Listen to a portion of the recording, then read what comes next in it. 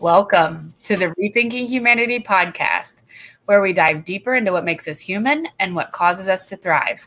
I'm Lacey Delane. Hello, I'm Sonya Larrea. And we are so glad to have you guys for episode 37, which is our 60th episode, guys. Woo! Can you believe it? Yes, awesome. I can't believe it.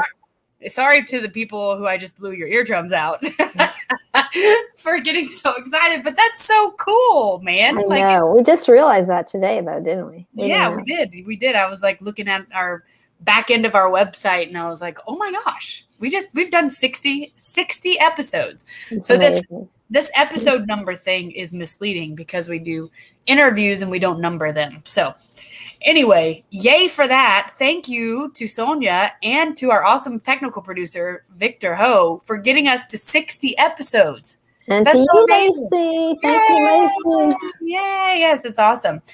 Episode 37, i.e. episode 60, is going to be about what is maturity and who is this Erich Fromm guy we just keep talking about. We're going to talk a little bit about his life, his biography a little bit. We're also going to talk about the stuff that's happening with Cuomo in New York, and we're going to talk about the virus a little bit and give some updates on that. So, yeah. That's the plan. I want to remind everybody, follow us on Instagram, follow us on YouTube, check out our website. We'd love to hear from you guys. What is the website that everybody can check out, Sonya? Tell me, because I don't want to get it wrong. Sorry. I'm being honest. No, it's fine. It's RethinkingHumanityPodcast. You're right. I was about to say, but I forgot the US part. But you know that. You knew, but I know. Moment. I'm human. Who's a human, guys? Nobody's perfect. So there you go. That's right. Hey, so I wanted to also invite you guys to come to our new Rethinking Humanity Men's Mental Health Hour. That is on Clubhouse in the Two Broke for Therapy Club. That's on Mondays and Wednesdays at noon Eastern, 9 a.m. Pacific time. It is this awesome, encouraging space for all of us to share, to check in how we're doing, to talk about how we're doing, to have support. I can't tell you how amazing it's been just to hear other people talk about their journey and how they're feeling. It sounds really simple and kind of maybe even dumb. And like, why would you do that? Like, that's a waste of time. I'm telling you, it helps you know you're not alone. And the cool thing about it is that you don't have to be just a guy. Go ahead, Sonya. What were we going to say? No, I just want to plug it for everybody because Lacey is doing this phenomenal work on that Clubhouse room. And I'll tell you, I've popped in a few times and the conversations are very powerful. So I encourage anyone out there to jump on. You don't have to share, but you're going to hear things that, will apply to you. It just makes you feel like you're not alone. And you're going to hear men saying the words, emotionally, I feel. Physically, I feel. Mentally, I feel. You're going to hear men saying how they feel.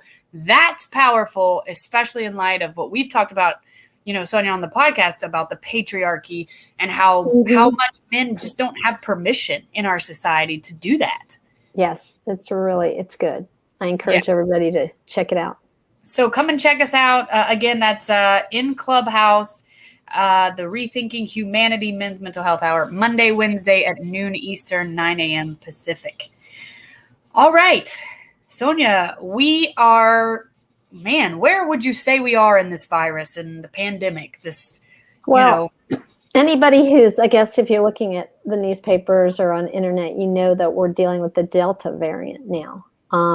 I know I told you today that we do have 70% of the population vaccinated, but the problem is that this Delta variant, if I was reading correctly, it's way more contagious. I was trying to get the statistic in my mind, but it's more contagious than COVID, and it's hitting younger people too.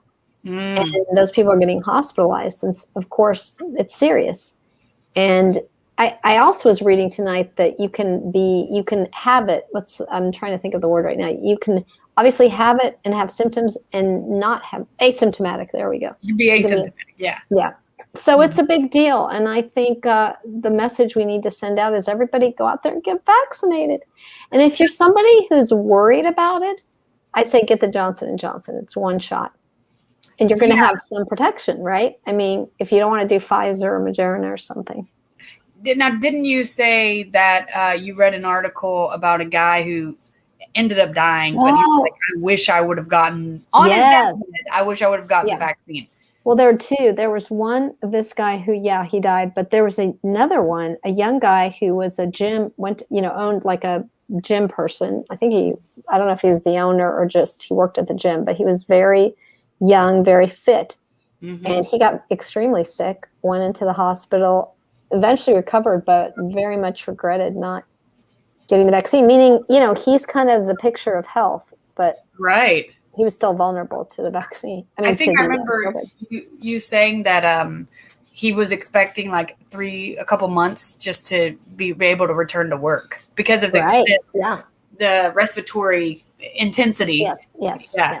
Yeah. And so now these folks that are super susceptible are ones who have not been vaccinated, from what I understand. Is that correct? Yes, that is correct. So yes, you could still get it. Like you and I have been vaccinated, so we could still get the variant, but it would not affect us the way it would someone who has been unvaccinated. Like we could get a little sick, or, I don't want to claim like exactly the level of illness you would have, but it would be, it would not be as severe as if you were unvaccinated. Let's put it that way. Right. And I think that is becoming quite clear with all the data that's out there. I had a mutual friend of ours, Richard, who reads on our podcast sometimes, send me some information. I can't claim that this is like 100% accurate. This is just what he sent me.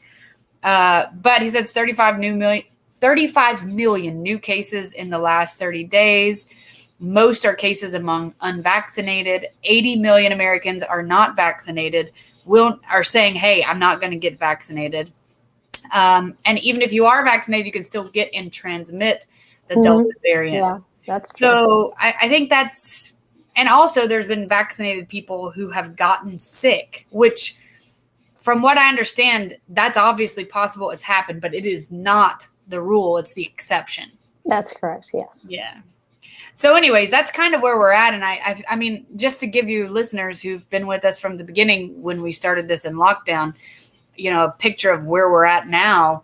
I mean, we're kind of in a place where it's like mask mandates are, well, in the city of Atlanta, they're back for indoors by the mayor, but this never was a statewide thing.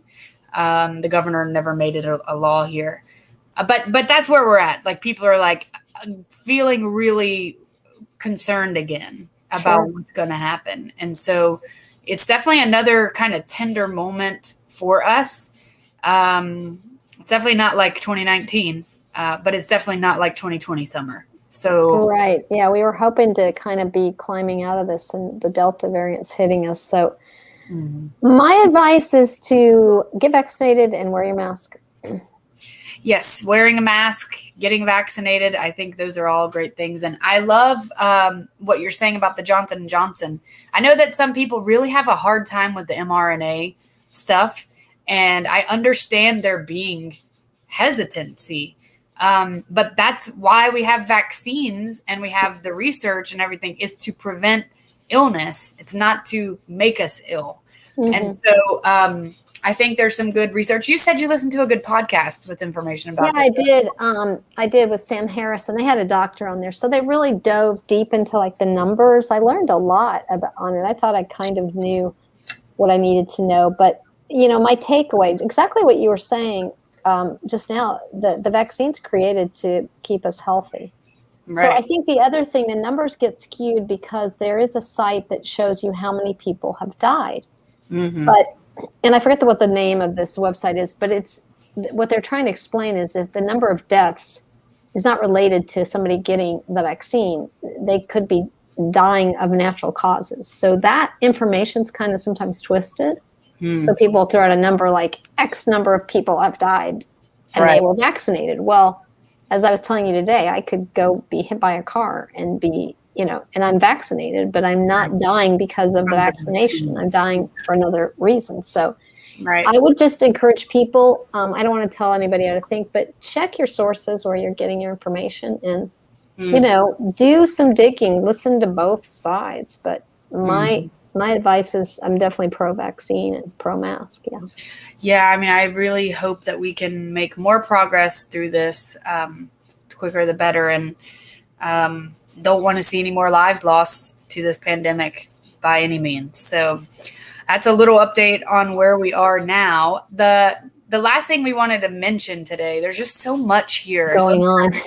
Yeah, there's just so much. Sonya and I were meeting earlier today just to chat about this episode and chat in general. And I mentioned to her the Cuomo story. It's Andrew, right? Andrew Cuomo, the governor of New York. And I don't know. I have to be honest. I want to be really vulnerable with you and with you guys, the listeners, that I really liked the way he handled the pandemic. During the pandemic, I was so refreshed by the communication because we just didn't get that from the federal level. We didn't get that here in Georgia on a state level either. And so I didn't really like him per se before that, but I started to like him after that. And then this all started coming out about him, sexual abuse and harassment with some of his staff. And at first I'm being really vulnerable here. I was like, nah, I don't know. I like him. I don't think he did anything. And now we're to the point where it's like, yeah, this looks like very, very likely that, yes, he did this stuff. And so anyway, I think I'm just making an observation of myself because I was reading one of the articles this morning and I was like, wow, like I really didn't believe that any of this could be true, or maybe I wasn't as open to believing that it would be true because I was like, I liked him. And I just, it made me realize how much how strong our biases can be to cloud us from like facts and truth. It's like, but I like him. And that actually can keep us from being able to accept the truth when we hear it. I agree with you, Lacey. I think that's a very human and common circumstance that people find themselves in. I mean, you can have an opinion or feel connected to somebody and then find out things that disappoint you. I also read an article, How Cuomo Got Away with It for So Long. It's really fascinating. And I think it kind of fits in with our theme in Rethinking Humanity. He is a very authoritarian kind of person, the way he governs. And there's sort of a sense of entitlement. And people were afraid of him. And so that's how he got away with it for so long, because there was a culture of, you're not going to say no to him. Yeah. And I think he did portray during the pandemic sort of this voice of reason, and we're all listening to him because, we know Trump was president at the time. I'm not a Trump fan. I'll just throw it out there. But also Trump didn't do a good job of communicating about the virus, and his team didn't, Right. In my opinion, my humble opinion here. So when Cuomo came out and kind of addressed, his situation in his state, but pretty much the country, like they were posting that every day on the news. It was hard not to kind of look up to him, right? So what we do is we don't really know the person. We're just seeing the image of who this person is portraying. And now everything that's come out, which I definitely believe is accurate because they've done a full investigation, that there was, he had this environment where there was harassment and there were, these accusations are true. And I believe he's going to be either impeached or stepped down. I'm not sure. But going back to your point, I think it's just that we as human beings can feel, can look at someone. I think it's like the celebrity status, and we kind of have this idea of who they are, and then we find out, this is a real person that has flaws. Yes. This is what was so fascinating about our conversation on this earlier. It's like we put these people up on a pedestal, and it's just exactly what I did basically with him, because I was like, I like him. And then I put him on a pedestal like, I get this image of him. He's a celebrity of sorts, and then I just think, he can't do anything wrong. Like he wouldn't do anything wrong. And that is a problem. And that is something that I was sharing this with you earlier, but our society really, really like encourages or makes it easy. It enables us to put people on pedestals, which is silly because who's perfect? Who's perfect? I'm going to, I want to read just one paragraph because this is so powerful. Exactly what you were talking about Cuomo. So one of the comments I want to make is that this same strong character of his, he was sort of an abrasive, really tough guy. And we liked that because during the pandemic, we were all like, oh my gosh, we're so afraid. So that's the image he portrayed. So I'll read you this. Perversely, his abrasiveness may have given him a sort of immunity to consequences until now, at least when it comes to his public image. Anytime he exhibits terrible interpersonal behavior, it can be regarded as an intrinsic part of his personality. He's established a reputation as a jerk who treats people badly. So people shrug when he proves yet again that he is a jerk who treats people badly. His behavior is normalized because it seems normal for Andrew Cuomo. Yikes. Wow. I like that because what I think that is saying, it's not just about Andrew Cuomo, it's how we normalize other people's behavior. Wow. In jobs, in relationships, we're like, well, he's just, that way. Wow. And that's kind of goes along with your theme of the celebrity status or putting someone on a pedestal. We kind of give them a pass. Yeah. Well, and this is another thing we talked about earlier, but the institutionalization, bureaucracy, all that's all set up, puts power in one person's hands, and then they are, they have a more opportunity to take advantage of other people. Basically. Sure, they're in a position of power. Yeah, and then they freaking use it for a bad, sadly. Yes. For bad. But I think the point here, and we've talked about this before on the podcast, especially about bureaucracy. Fromm writes brilliantly about bureaucracy and how bad it is for us. But basically, institutionalization, bureaucracy, power structures. Yeah, the hierarchy. Right, a hierarchy. That's a recipe for trouble, man.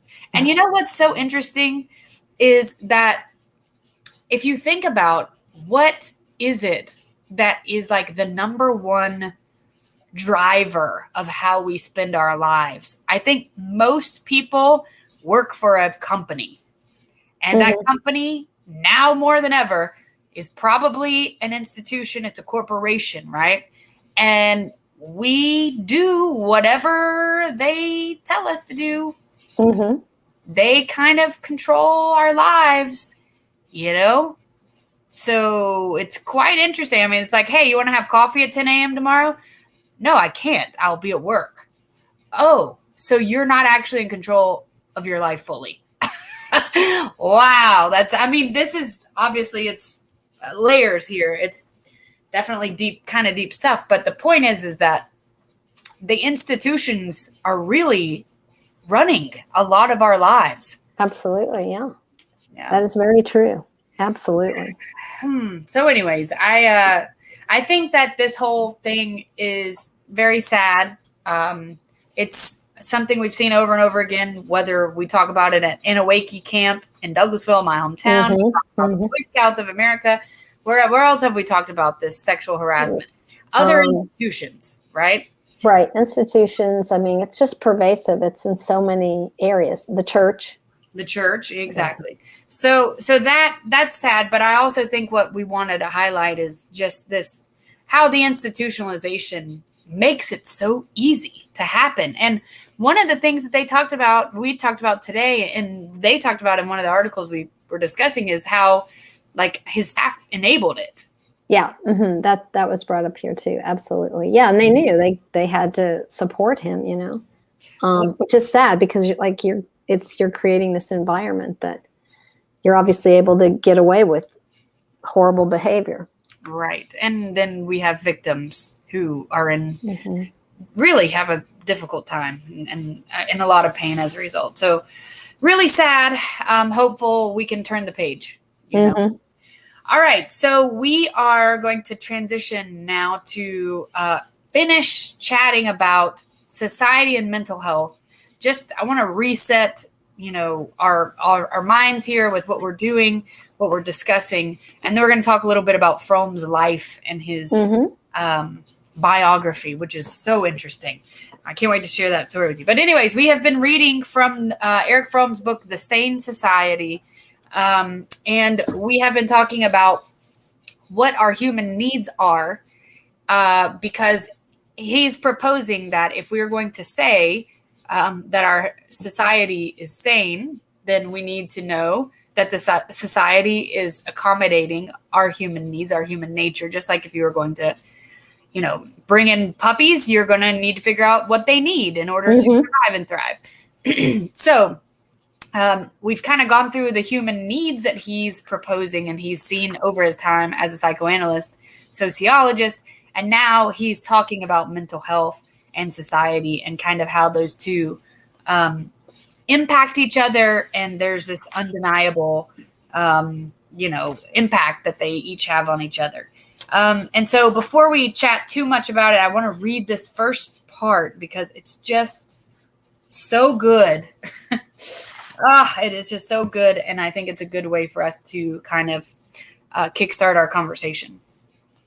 So I'm going to start here. One opinion wants to make us believe that contemporary Western society, and more especially the American way of life, corresponds to the deepest needs of human nature, and that adjustment to this way of life means mental health and maturity. Social psychology, instead of being a tool for criticism of society, thus becomes the apologist for the status quo. I'm going to stop right there and, just wait a second. Let you guys process that. Sonya, if there's anything you want to say on that, leave space. No, keep going and I'll comment for sure though. Okay.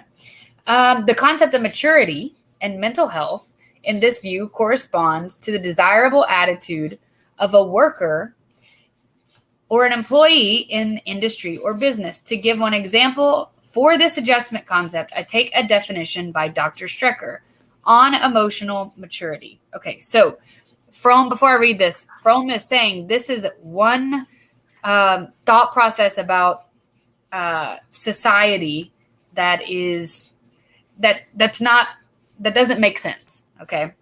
All right. So he says, Dr. Strecker is quoted as saying, I define maturity, he says, as the ability to stick to a job, the capacity to give more on any job than is asked for, reliability, persistence to carry out a plan regardless of the difficulties, the ability to work with other people under organization and authority, the ability to make decisions, a will to life, flexibility, independence, and tolerance. Wow. When I read that, I literally said, oh my God, oh my God, oh my God, out loud. I'm like, that's maturity? No, that's you forcing somebody to know how to do everything you effing tell them to do all the time. Exactly. No, those are you going to keep going? Or do you want me to comment? Yes, but go ahead. I'll read it. No, I was just going to say those are, well, it's going to say here that shows you, a good worker, what you're wanting to get out of someone. Those are the virtues, as Fromm does say, of like a soldier, an employee, or of a big social organization. So you're going to continue reading that. Exactly what I said. Yeah. I mean, he says it's quite clear what Strecker here describes as maturity are the virtues of a good worker, an employee or soldier in the big social organization of our time. They are the qualities which are usually mentioned in job postings for a junior executive. To him and many others who think like him, maturity is the same as adjustment to our society, without ever raising the question whether this adjustment is to a healthy or a pathological way of conducting one's life. Yeah, and I would say it's a pathological way of conducting one's life. Oh, yeah. Oh, yeah.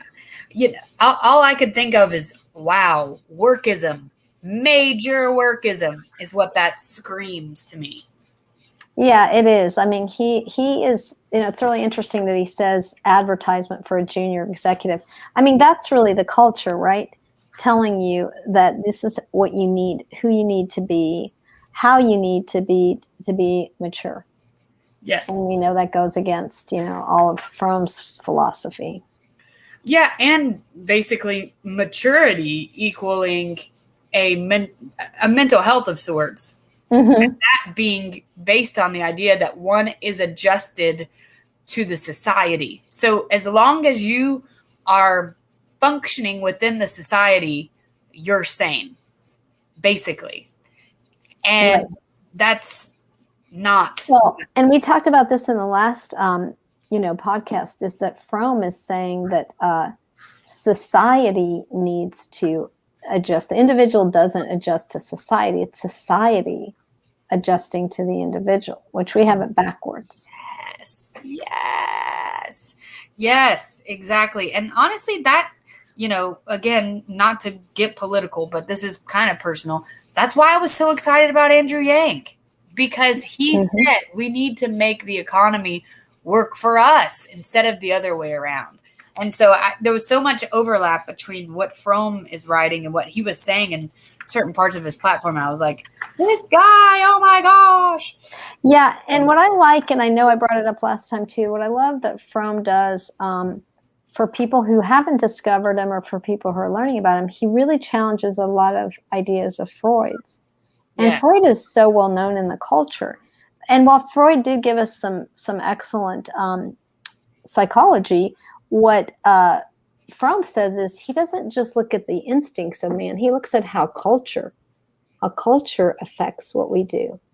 And I think that's very important. Yes. Yeah, agreed. And he does go on in the next section to talk a little bit about what Freud said and how he was driven by sexual pleasure and destruction, which I think is quite interesting, because Fromm would say definitely not destruction. He would say love, that we were driven, or I don't even think he would use the word driven. That's kind of what motivates us, is love. But also the craving for sexual pleasure is interesting. And there was so much to that with Freud and his thought process. Yeah, definitely. And I think that's interesting that Fromm challenges it. And he doesn't just challenge it. He gives, like you're saying, he gives actually another way of looking at it, where you're right. Love would be what the important aspect for him is, where we know he wrote the book, The Art of Love, which is still popular to this day. So that tells you something 50 years later. Yes. Oh, what a great book. Yes. Freud thought that man's aggressiveness had a couple of different sources. One, the innate striving for destruction or the death instinct. And the other was the frustration of his instinctual desires, which was imposed upon him by civilization. So one thing that Freud and Fromm had in common is they definitely agreed that civilization and society really made a negative impact on humans. Yes. No, I would say that is correct. But what Fromm does a little different than Freud is he also focuses a lot, which is so common today that we're talking about, is the alienation of man. That's one of the aspects and he brings up capitalism, because the market is that makes us keep doing what we're doing, is producing. And doing that, as we just explained earlier about the worker, you have to do whatever you're told, and you have to keep going like an automaton. Yes. And it's clear, and some people might freak out that I'm going to say this, but we are going to talk about Fromm's life and a little bit about him in a little bit, but he was not a capitalist at all. No, he was not. And I think for a long time, I probably would have landed a little bit more in his camp. And then Yang came along. And so now I think that we just need to adjust. At least the first step is adjusting our capitalistic society to be a lot more accommodating to us and our humanity. I think that's a good solution. And I also think that there's other solutions. We just haven't taken the time to put the brilliant minds to work to think about them. Yes, I agree with you.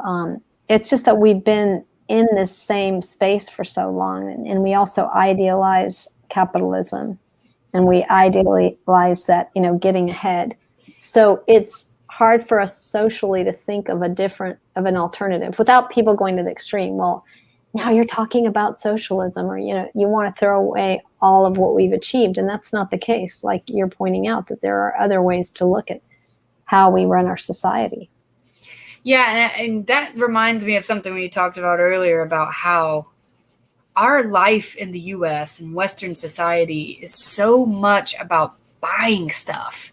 Like it's about consuming. It's so much a part of our lives. And it's to the point where, living on a meager salary is just very challenging because of debt, because of, how much it costs to have a car or car insurance. Like the sweet spot, I think, is finding a way to be able to live on so little, but it's very hard in this country because our culture is so driven by what do you have? What are you buying? Everything is about spending money. Everything is expensive, Yeah. And I think there's a point that when you're in the culture, even if you're a person that just can get by with a little, I mean, look at who's around you. There's sort of normal. Everybody's going to have a phone. Everybody's going to have probably shelter, in your circle, unless you're homeless, which is very sad. I know people are experiencing that. But what I'm saying is that, so it's hard to, even if you're not a keep up with the Joneses type person, how about just keeping up with your basic fellow man? Yes.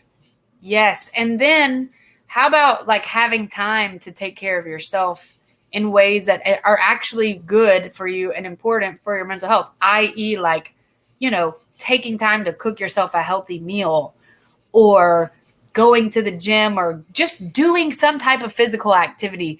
Because how much time do we spend sitting in our cars on the way to work, sitting a lot? Yeah. That's not how we evolved. Right. We didn't evolve to do that. Yeah. It's civilization.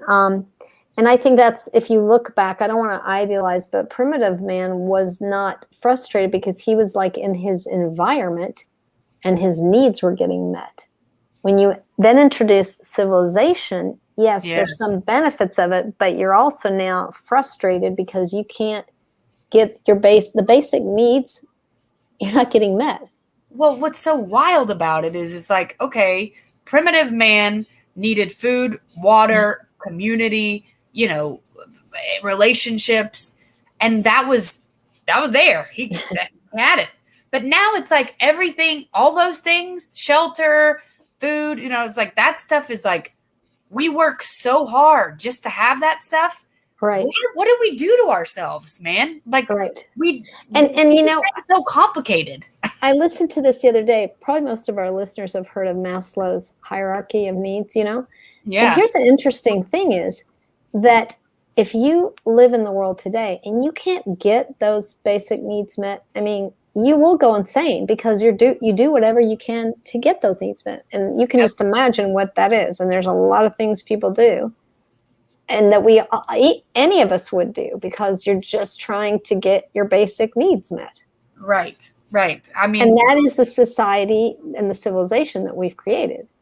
Because right. if we really believe that everyone's entitled to be able to be alive, to eat, to have a roof over their head, to have just, the bare minimum, we're not really living. We don't have a society that supports that, in my opinion.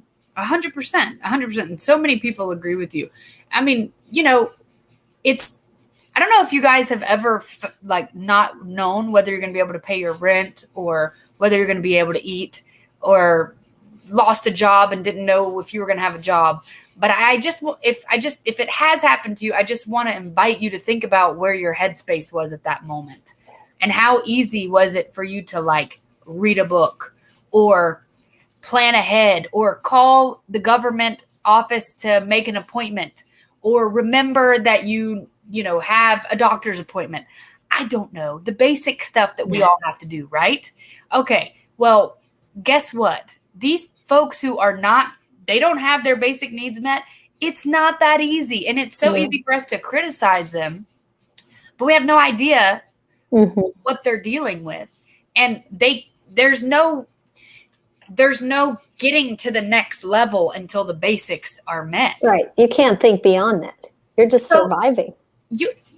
Look, why do you think people steal shit out of people's cars? It's because they need something. If we just took care of them, we would have less crime. Let's don't talk about homelessness. I get frustrated. I know. Oh my gosh. Anyway, okay, so I want to read this last part and then we'll go into the bio stuff. So for let's see. An objective examination of the relation between society and human nature must consider both the furthering and the inhibiting impact of society on man, taking into account the nature of man and the needs stemming from it. And he says, since most authors have emphasized the positive influence on modern society of man, I, in this book, will pay less attention to that aspect and more to this somewhat neglected pathogenic function of modern society. So, yes, the next section is man in capitalistic society. Right. It's going to be very interesting to see where that leads us. I'm going to be excited about reading that. Yep. Yes. Cool. Well, Sonya, do you want to start us out on this bio stuff? Sure. You're going to have to remind me of the exact date. Fromm's birth was 1900. I think it was March 23rd, actually. Okay. Yeah. No, his life is really fascinating. I didn't know about, his background or all the details. So what I found interesting is that he was raised in a Jewish household. So he was exposed, at an early age to Judaism. He eventually, though, turns away from that, and he studies he studies various religions, but what really interests him is Buddhism, and I think you see that in his work. What he does eventually, he was born in Germany. He eventually immigrates to the U.S. But what I found fascinating, and then I think you can elaborate, is the relationships that he has. I mean, he's very well, obviously educated. I think he did sociology, psychology. You can speak to the details of his education. Yeah. But his relationships I found very interesting, because one thing that struck me is he had, I think, 3 marriages, correct? 3 or 4, yes. Okay. Definitely at least 3. You're right. But what's interesting with each one, I'm sure he learned something in each relationship. This was fascinating. Every person that he got involved with was different. Like, it wasn't the same type of person, but they were all individuals that were very passionate about what they did. They were very accomplished. It's true. And that I thought was really interesting. And different ages, like women that were older than him. Yes. I think the last one was closer to his age, if I'm correct, or maybe younger. Right. But I don't. Okay. Yes. But what I do think is interesting is his last wife had health issues, so actually moved to Mexico to be in a better climate to take care of her. So I think from his book on the art of loving is going to be written, or is written, from his own experience of what it means to love. As you've said many times, it's a verb, not a noun. And I believe the fact between his educational background, his growing up in the environment that he did, because he was also in the era of the Nazism too, which luckily he did immigrate to the U.S., because who knows if he would have stayed there, what would have happened. So he got to experience many different things in society in many different worlds, coming to the U.S. and then going to Mexico. Yes. So I think his point of view is just incredible. So that's my little spiel. Tell me what you've got. That's so cool. Yeah. The woman that he married last was Annis Freeman, who was an American. She was born in Alabama. She also had lost 3 husbands. She had lost 3 husbands to death. Oh, that's right. Yeah. And Fromm had lost, I think, at least one. Yes, there was. Yeah, he did lose one of his wives. One wife, right? Anyways, but then they moved to Mexico for her because of her sickness. And he was in Cuernavaca, Mexico. And then before he died, they moved to He died in Switzerland just a few days before his 80th birthday. So he died in 1980, in March of 1980, and he was born March 23rd of 1900. There we go. Yeah, I mean, there's so much good stuff in here, but I do want to give some context. So where are we getting this information from? So this is just so weird. So we've listened to and talked about The Art of Loving on the podcast before, Mm-hmm. but I haven't bought the book actually. And so recently I was like, I'm going to buy the book, and I just bought the book. Well, it got here and I opened it up and I was like, oh, wow, there's a section in the back that's about the author. And, and one of the guys who wrote this is someone that I've been in touch with through the Fromm Society to, just kind of see if anybody wanted to come on the show. So anyways, I started reading this and I was like, this is just fascinating. And then I shared it with you, Sonya, yesterday. So that's just kind of, where did this come from? But I wanted to share this one part that I thought was so interesting. There's actually two things, and we may go a little bit longer than 45 minutes, but that's okay. It says, an important force in 20th century psychology, Fromm tried to formulate a system better suited than Freud's to the problems of contemporary life. He believed that social and economic factors, not innate drives, had a significant effect on human behavior, which, Sonya, you just said that a little bit ago. Fromm's writing was intellectually rigorous, yet accessible to an informed general reader, and a number of his 20 books were popular successes. This is so interesting. Escape from Freedom from 1941 suggested that modern man, afraid of freedom, escapes into authoritarianism, conformism, or destructiveness. I think we're seeing that right now. Yep. Diverging from Freudian theory, Fromm saw neurosis as the moral problem of a repressive society. Yeah. Dude. And then he's quoted as saying, destructiveness is the outcome of unlived life. Damn. That's a good one. Isn't that good? That's a good one. It kind of goes back to what we said at the beginning about not really like being autonomous with your own life. Like, oh, the corporation says I have to be here at this time and do this at this time. I can't, I'm not in control of my, it's the lacking the autonomy. When you said what's really powerful is the destructiveness is about an unlived life. You think about the people who have gone crazy and started the shooting sprees or that snap. Or I'm telling you, those are loner, typically alone, alienated, unfulfilled, I would say completely, probably working in a job they hate. Yeah. I mean, it's interesting how civilized society creates that. There was a movie, I don't know if you remember it, Lacey. It struck me. It's really not everybody's going to know it. It's where Michael, I can see him now, Michael Douglas. Okay. He's in his car in one of those traffic jams. He's like a typical salesman guy with the white shirt, the tie, and he loses his mind because he gets stuck in this traffic one day that we all do, a day in and day out. It's the routine. But something snaps in him because his wife, I think, says, she's either divorcing him or they fought. There's all these things that happen in the day, and he's in the car. He gets so angry, he gets out and he starts shooting people.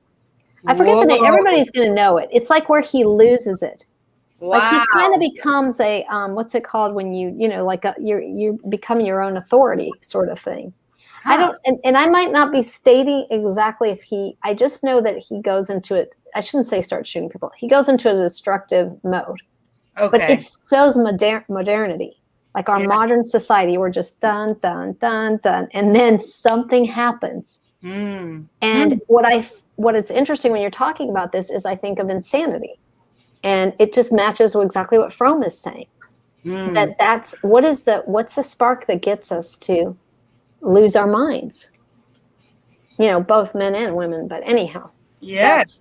That's what I'm thinking. And what I love about this unlived life phrase is it's that potential we have, that disconnection from our authentic selves, that not the inability to live in a way that we are autonomous, the disconnection from being able to be genuine. That is what I perceive that to mean. What happens when you live like that for too long? Destructiveness, whether it's to yourself, which probably is the first step, and then to others later. Absolutely. No, he's just so incredible. Yeah. Now you know why I've said a million times, where is he? Wish I could marry him. Okay, so listen to this. I found it just because I didn't want to say this without people knowing what it's about. It was filmed in 1993 called Falling Down. Okay. And it's about a man's odyssey into madness prompted by the effects of modern city life. Whoa. And I remember he gets laid off. He gets laid off from work. I thought you were talking about Office Space at first. No. So I gotta watch this, man. Yeah, I don't watch a lot of movies. Driven beyond frustration in an endless traffic jam, now on a path of violence and potential self-destruction. So it fits exactly what Fromm's saying. So wow. What's it called again? Falling Down. Falling Down. I gotta watch that. You gotta go watch it, and then you'll be like, oh my gosh. There's so much in here that I would love to share, but we're getting close to the end on time. I want to say this last thing, though, because it links back to another episode of ours that I want to encourage people to listen to. It says, The Art of Loving introduced Fromm's ideas about the distinction between self-love and selfishness, considered to be one of his most important contributions to the study of psychology. And we talked about that back in February. We did a series on that. It's so important. And I didn't realize that was one of his main contributions. Yeah, I didn't either. So, and I've told you, Lacey, that I've read many other books, and they will quote Fromm. And The Art of Loving, This book, man. I mean, there's millions of copies have sold in multiple different languages. So if you haven't read this, we invite you to. Man, there's definitely multiple other things that I could share, but we're wrapping up our episode here. So we hope you guys had a wonderful evening. Thank you for being with us. Yeah. Have a wonderful rest of your week. And any other last thoughts, Sonya? Any parting? Well, love to hear from people, their opinions, and any feedback, and just read from The Art of Loving or Science Society. Yes. All right, guys. Thank you so much for being with us. We'll see you next time on the Rethinking Humanity podcast. Bye.